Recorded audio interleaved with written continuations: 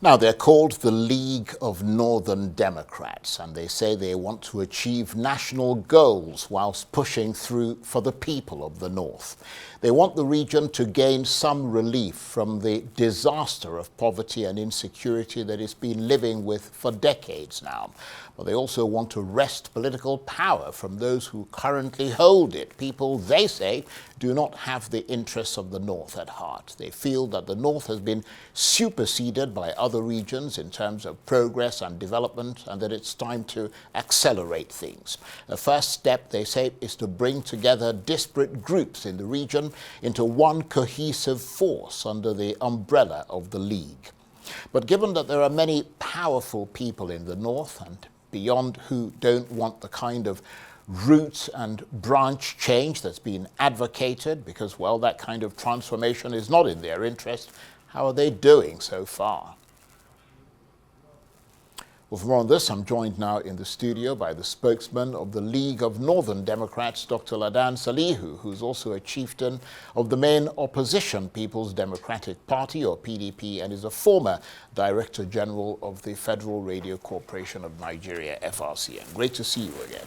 Good to see you, Charles. Thank you so much for coming in. First of all, let me get your brief reaction to the news that the iconic broadcasting house in Ikoyi, Lagos, home to FRCN, of which you were once the Director General, has been gutted by fire. Yes, I am very saddened. Yesterday, at about midnight, one of my colleagues called me and said, "Look, Radio House Ikoyi, Lagos operations is on fire." And I was like, "What? Lagos operations?" So I made some calls to some of the management staff, and somebody actually sent me a clip of the inferno. It's very sad because the Lagos operations, as we used to call them, used to be the headquarters of the main FRCN. It was the nucleus of what you would call professional radio broadcasting. The likes of Christopher Kolade and other legends of broadcasting. They literally were incubated, if you like, from that edifice, and of course it also houses the Voice of Nigeria.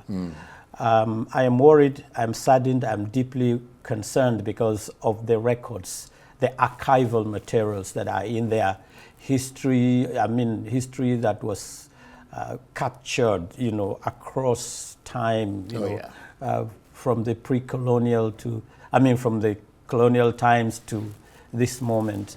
I hope they have not been destroyed. I'm in conversation with the DGFRCN.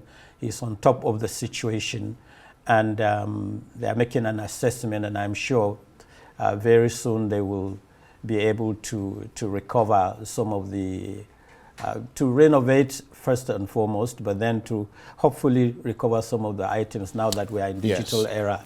They must have been stored somewhere digitally. Well, I certainly hope so. But it's not a good sight to look at. I also had the privilege of walking through that door quite a few years ago, and so I hold fond memories of that FRCN Broadcasting House building. But let's move on from that to the main topic of this chat, which is the League of Northern Democrat. What has the League been up to recently? Last time we spoke a fortnight ago, I spoke with your convener. You were trying to unite all the main northern groups under the umbrella of the League. Yes, politics and the kind of politics that is empirical now in the context of the Nigeria that obtains, you have to ensure that you make contacts, you collaborate, you deepen stakeholding, and you reach out to the prime movers and shakers of of politics in northern Nigeria, and indeed across the Nigerian nation. So in the last 2 weeks, we've been having conversations with we've had a meeting with the Arewa Consultative Forum in Kaduna. And the meeting was essentially to forge an understanding, to form a common front, to collaborate, and to listen to each other and synergize on the way forward in addressing the plethora of challenges that bedevil the North, which we've discussed here severally. And then, before then, we've had contacts with the Northern Elders Forum. And the Professor Ango Abdullahi has been having a conversation with our own leadership. We've also, crossed the Niger to talk to President Olusegun Obasanjo in Abeokuta, and we've also talked with Lieutenant General Theophilus Yakubu Danjuma. What we are doing essentially, and of course, just yesterday we had a courtesy call and a very, very enlightening and inspiring conversation with the former head of state, General Yakubu Gowon. All of this, Charles, is to aggregate views, to understand the opinions, to have a kind of mindset that is not predicated on politics as usual. The business of politics has to change if we must get it, correct in the North.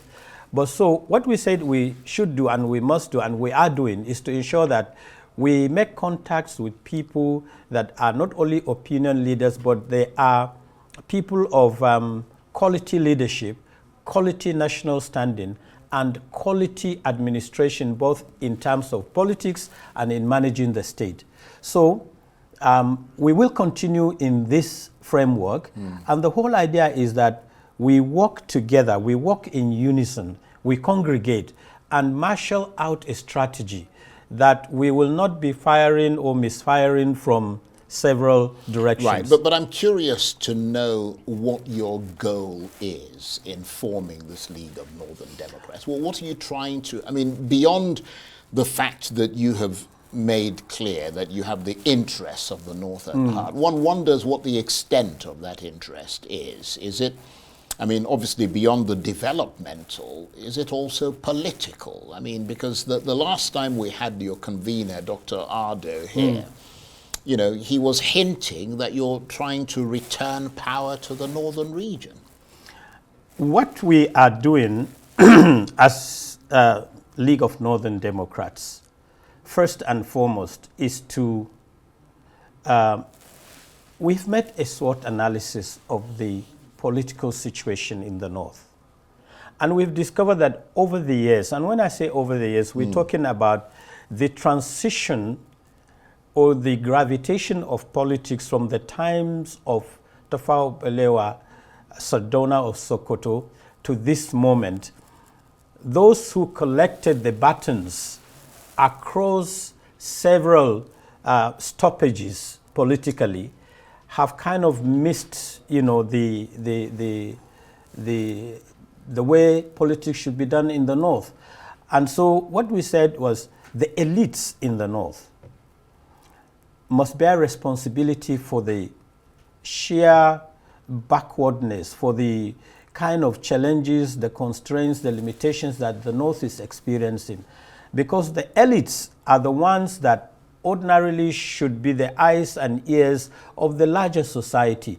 They should have been more coherent, more, they should have had more robust understanding of the challenges. And so we said in the League of Northern Democrats, we need to focus on political recruitment. If you want to employ any person into any company, you must make sure you get your best hands so that you will get some profit. Now, in politics and in leadership recruitment matters. So we must ensure that the next generation of leaders that we will have from the North are those that are well-grounded, sound in education, good with integrity, quality minds with everything that you want to put your hands on the plow. These are the ones that understand the challenges, the constraints, the limitations, and the state of backwardness that we are in the North. If you don't have quality minds in leadership, then you're going to have a repeat and a complication of the same problem. So what we are doing in the League of Northern Democrats is first and foremost to make an awareness campaign to the rest of the North to ensure that, look, when you are recruiting leaders from the councillors to state assembly, House of Representatives, Senate, and what have you, you must make sure that you bring the best that we have, and the best are in the elites. So how is that going to manifest in 2027, which is coming up in the next 3 years, essentially? In 2027, manifest in form of? Well, how is it going to manifest? Because the impression that a lot of people have, and certainly the impression I got from speaking to your people and what the convener here, was that there was a plan to try and move things politically back to the North in 2027. When we say moving things politically back to the North, there are lots of spins that are given and interpretations. And a lot of pontifications are being put forward. And for those who want to ambush the League of Northern Democrats, will tell you that we are here because we want to see a power shift to the North. We are yet to get to that bridge, Charles. When we get to that bridge, we will make a decision. Yeah, but it's in the back of your minds that you will have to make a decision. In the back of our minds, we want a quality leadership that will deliver Nigeria from the plethora of problems that are so internecine, the issues of insecurity in the North, the issues of multi-dimensional poverty, and the issues of out-of-school children. And what we are saying is that the kind of leadership that is on board right now, Charles, either lack the capacity to address these problems or are simply not willing to address the problems. So we must ensure that the narrative is not necessarily about who leads Nigeria in 2027. No, our own narrative is who will bring quality leadership, irrespective of where he comes from. But then, if we get to 2027, the leadership of the League of Northern Democrats will then make a pronouncement on, who is going to be there. But right now, it's not on the on our right. But when you say that you're going to make a pronouncement, and I don't mean to beat a dead horse, but I mean when you say you're going to make a pronouncement, it raises people's sort of ears. You see what I mean there? Because the question is, does that goal seem viable and feasible for the rest of the North and indeed the rest of Nigeria to accept? If you're talking about somebody coming from anywhere, given that there is the principle of presidential rotation between the North and the South that operates in this country, and it clearly is the turn of the South up till at least 2031. Like I said, the bridge is upon us, and when we get there, we will, define how to cross that bridge. When I said we are going to make a pronouncement, Charles, we're going to make a pronouncement that will leave no one in doubt as to our vision and mission and, the aims and objectives of the League of Northern Democrats. And that will speak to the issues of local government elections, state assembly elections, gubernatorial elections, senatorial and House of Representatives, and then maybe the presidential election. And I think people are putting a lot of premium on the issue of presidency because that is the ultimate prize. And what we are concerned is the issues that I've told you, the issues of getting quality leadership, the issues of getting a variety of northern elites from reputable backgrounds, quality education that will now anchor, the future of politics in the North. Right now, I am not by any way putting those on the saddle now down, but what we are saying is that we need, to up our game. Right. We need to up That's the where you're ante. aiming to get to. That's why we are aiming Right. to. Somebody said that what might be the most immediate way that what you're doing can start to yield fruit, or at least even have the potential to develop, is for you to start focusing on the things that would prevent this kind of selection process that you're talking about, choosing the best. And actually, you know, because it is very likely that if you don't have electoral reform and you don't fix the electoral commission, that none of these people are ever going to get a chance to get to be leaders. Excellent question, Charles. And this is entirely true.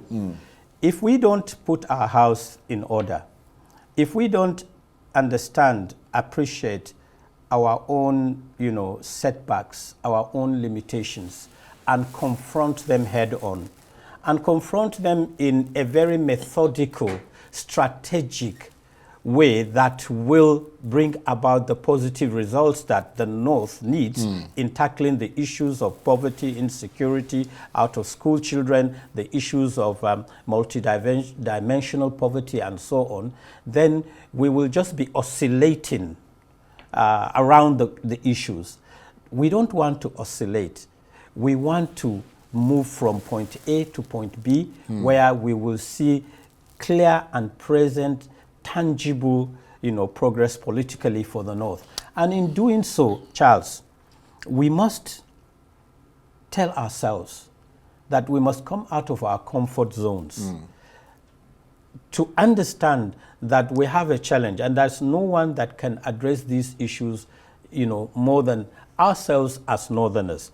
But in doing so, General Yakubu Gowon, President Olusegun Obasanjo, and other statesmen that we've spoken to quietly, they have harped on the importance of extrapolating our own objectives across the national, divide, to ensure that you have the League of Southern Democrats and the League of Eastern Democrats and what have you. That shows That's a good point, actually. Yes, that shows you that what we have started, with all sense of humility, the nobility in it is gaining momentum and traction and attraction across the national political elite. And so we will continue to advocate our own missions and visions for a greater North and a better Nigeria. Right. Do you think there's an element of mistrust from the other parts of Nigeria? Because, you're talking about a northern elite and a northern leadership.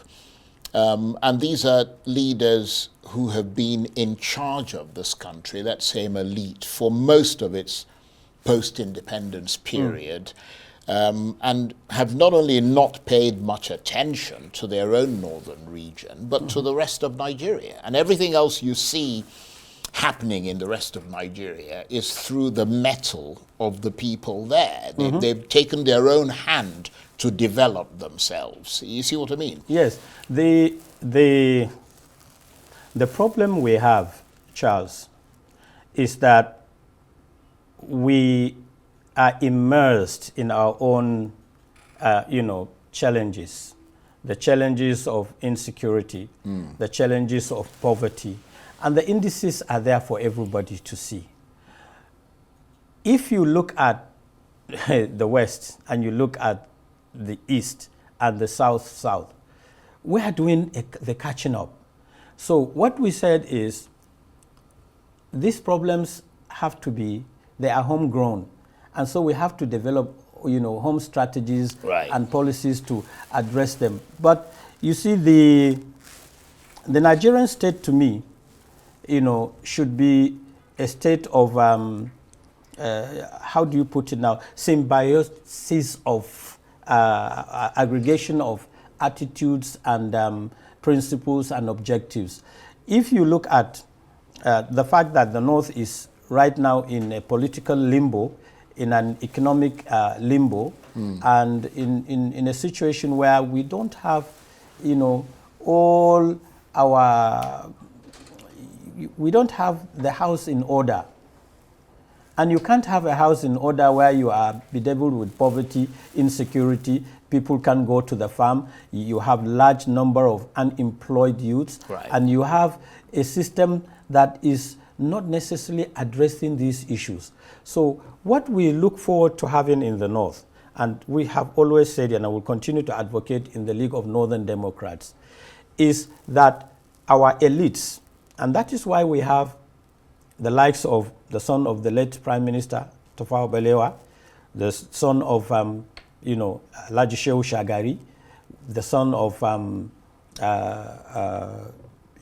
Musa Yar'Adua, and a lot of them like minds like this. What is it that we are missing? Why are the missing linkages? Right. So we'll stitch them together, and I assure you that we have an aggregation of quality minds, sophisticated minds that are so versed in politics, in economics, in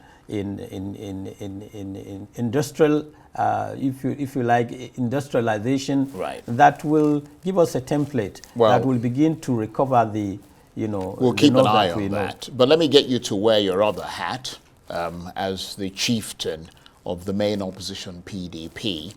Recently, we saw the acting national chairman of the party, Umar Damagum, writing to the Electoral Commission, INEC, demanding the immediate conduct of by-elections to fill the 27 seats vacated by lawmakers loyal to Nyesom Wike in the Rivers State House of Assembly.